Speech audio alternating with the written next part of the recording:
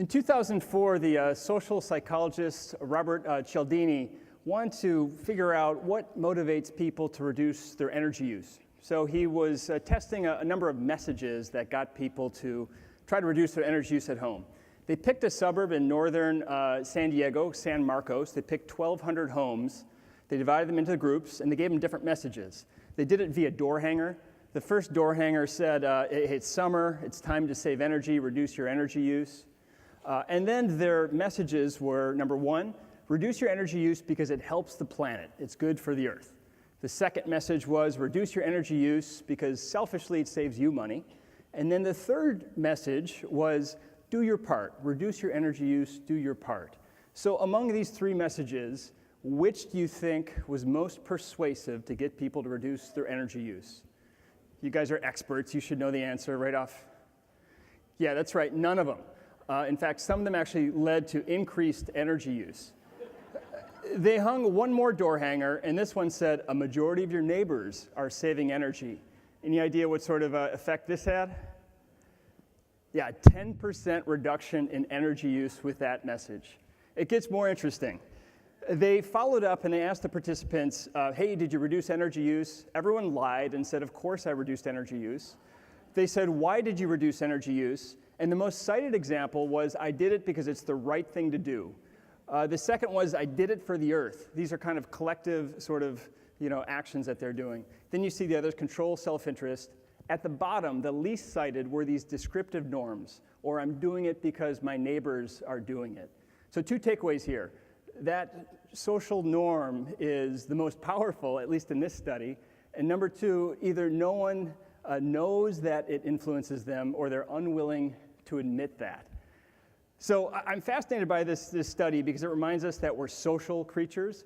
We look to others for social cues. We follow these unwritten rules of our tribes. People like to follow multiple comparable others. So at Blue Planet Foundation, we were thinking, what if we could leverage that and demonstrate what multiple comparable others look like on our race to 100% clean energy?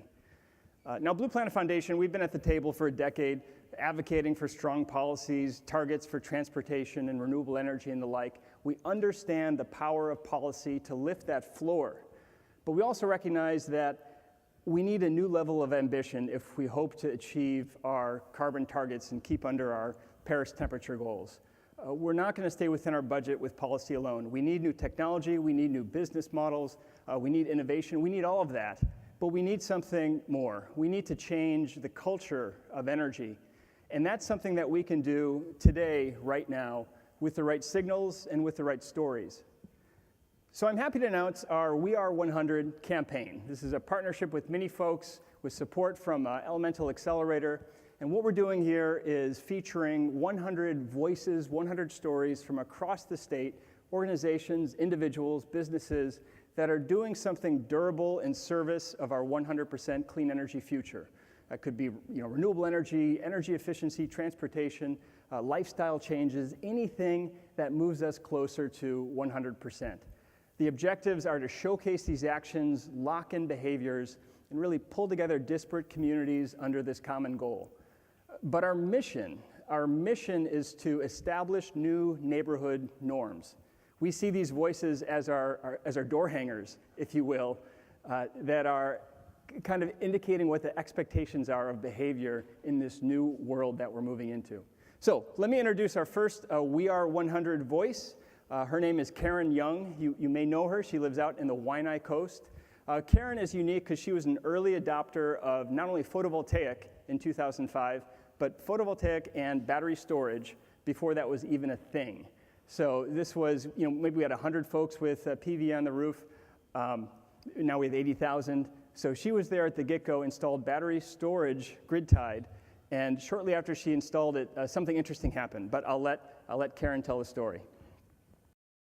In 2006, I got up early one morning and everything was working. All the lights, the kitchen, the stove, refrigerator, everything was working. I didn't realize anything was different until I looked out the door and saw that the whole neighborhood was dark. And so we knew that our PV system had worked.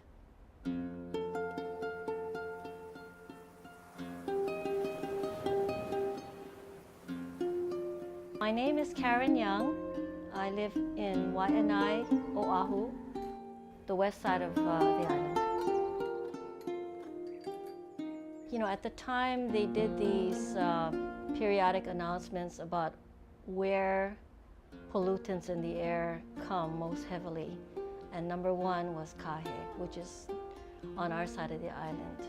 So I was concerned about us, you know, contributing to the pollution of this planet. So in 2005, we decided to put solar panels on our roof and batteries so that we wouldn't further pollute the earth. I'm committed to 100% renewable energy.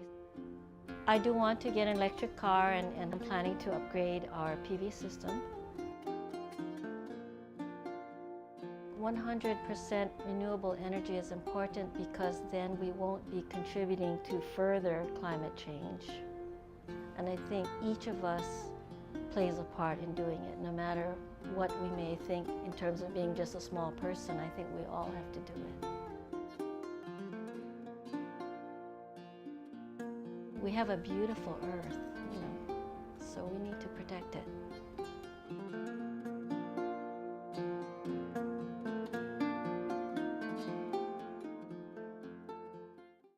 Karen was really a vanguard in 2005, and what she didn't share was when the power went out after that earthquake, after a few hours, some of the neighbors came over and some dragged extension cords with them. So kind of an early indication of what this community resilience looks like. That great video was put together by one of our team members, David Aquino. Mahalo for that, David. There's one other piece to this campaign.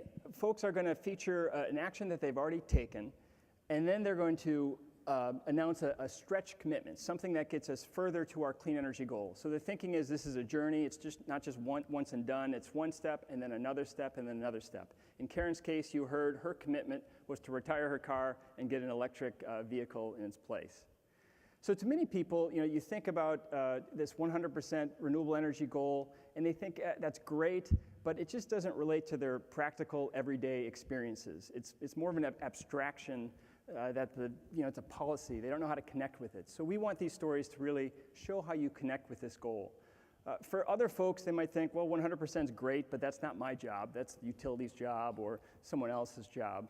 We want to be clear that this is everyone's job. Everyone is taking different actions, including people in your tribe. And that's why it's important for us to get a real diversity of voices, folks from every walk of life, from Keiki to Kapuna, and show what folks are doing. Atypical stories, these unexpected voices, and what our Elemental Accelerator friends call unusual suspects. So we're really looking for a diversity of voices for this campaign. Our next one is very symbolic for Hawaii, and I'll let the video tell the story.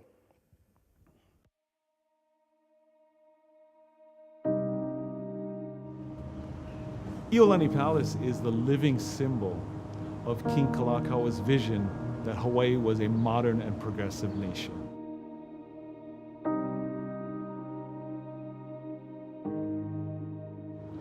Iolani Palace was electrified in 1887 as the first government building in Hawaii to have electricity.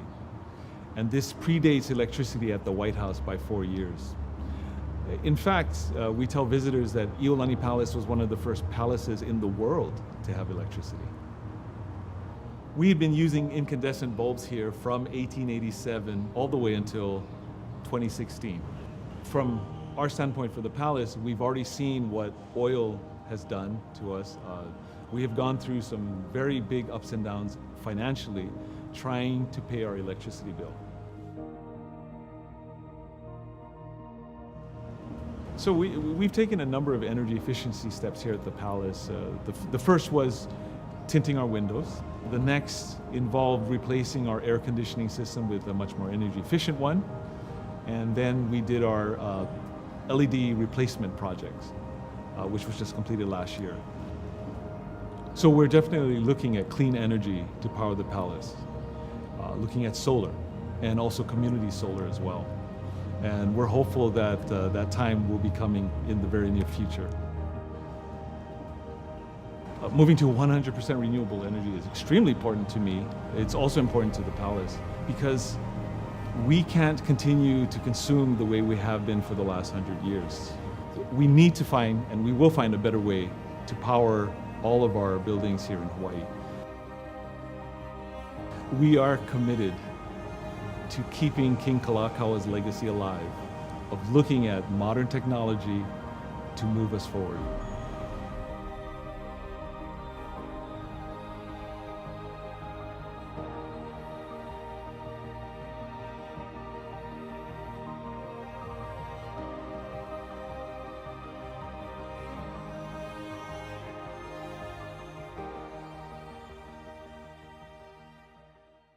What's so great about that story is how Kippen wants to perpetuate King Kalakaua's legacy by not only doing the LEDs, which he did, but installing renewable energy, either on-site with solar or a off-site, maybe community solar, doing that new program. So really exciting to see. All of these voices are pushing into the future. They are not waiting for it to come to them. They're treating the future as a verb, not a noun. They're creating it, they're living it. We need to tell these stories because they offer social proof of possibility, something that psychologist Cialdini says the power of this social proof destroys the problem of uncertain achievability. So all of a sudden this becomes something that's doable, and not only doable, but doable by people to whom you can relate.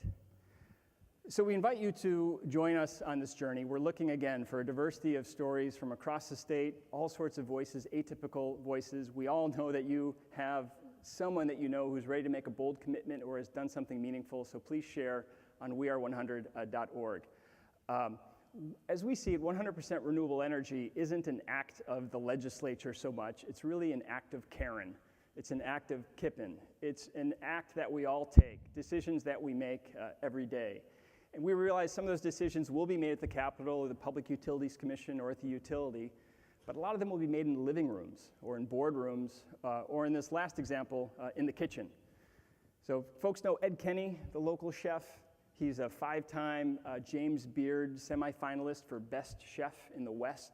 He's cooked for Michelle Obama. Great chef locally. He's done a number of things at his restaurants, energy efficiency, put up solar on some of the restaurants, but it's his commitment that really sets him apart.